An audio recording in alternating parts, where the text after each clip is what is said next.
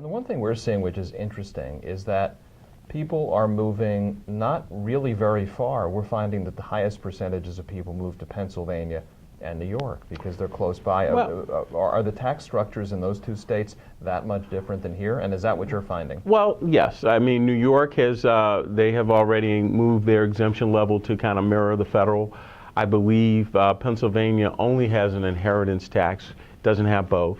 And so that makes it attractive. You don't have to move very, very far, because a lot of people say, oh, well, they're not going to Florida, they're not going to North Carolina, but Pennsylvania and New York offer some options, as well as other states where the tax climate is different. I mean, we really need to do something about that before we, like I said, we wake up one day and say, where did everybody go? And, you know, in particular, and we heard this at the summit at the Borgata, which was very interesting.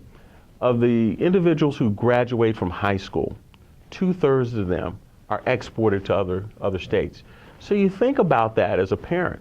My high school student or high school graduate isn't going to stay in the state. Why do I stay in the state if they're going to go out? Chances are they may not come back to New Jersey. So I think we lose on a couple of fronts. One, if we're exporting 2/3 of our high school graduates to other states, what are our chances of getting them back, particularly once they get to another state or another jurisdiction and they like it and they're able to find employment there? And if they're really smart, they would go on and say, okay, what's the tax structure there versus the tax structure in New Jersey? So I think we've got a couple of things that are at risk here, not just that there's outward migration, but we're actually going to be losing, I think, some of the talent that New Jersey has been known for. We've been known as a state that has a skilled labor force, but if we're exporting so many of our best and brightest to other jurisdictions, I think we'll lose one other thing that we've been noted for as to why companies may want to come to New Jersey. Well, how do you stop that talent drain? Well, I think there are a couple of things that we have to do. Obviously, I think another interesting statistic that came out was the fact that how much we invest in K-12, that I think we're one of the leaders in the country.